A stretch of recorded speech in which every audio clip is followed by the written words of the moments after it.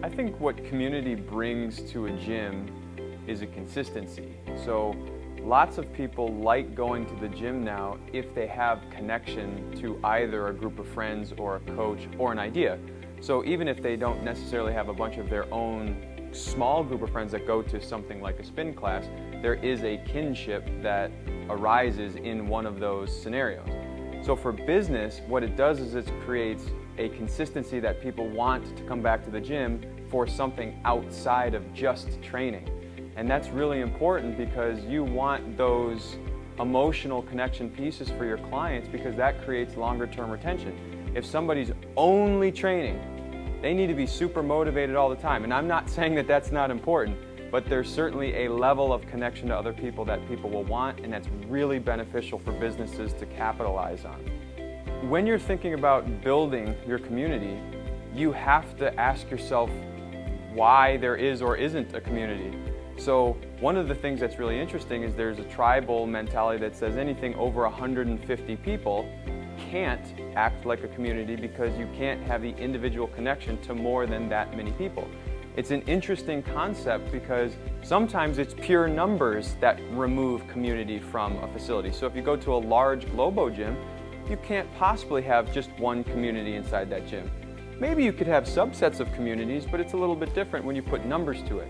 So you need to control the numbers to understand the depth of the community that you're going to have.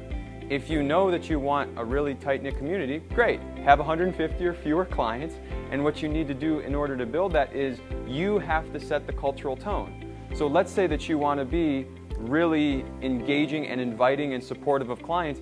You have to be engaging and inviting and supportive of clients. Your coaches have to be engaging, inviting, and supportive of clients because ultimately they will look to you to ask themselves, well, how does this place really work?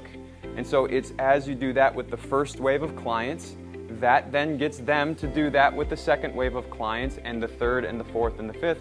We might call that a pulling mechanism because you're creating an environment that other people recognize how it works and then they start doing it, so they start to compound out how effectively other people build that community.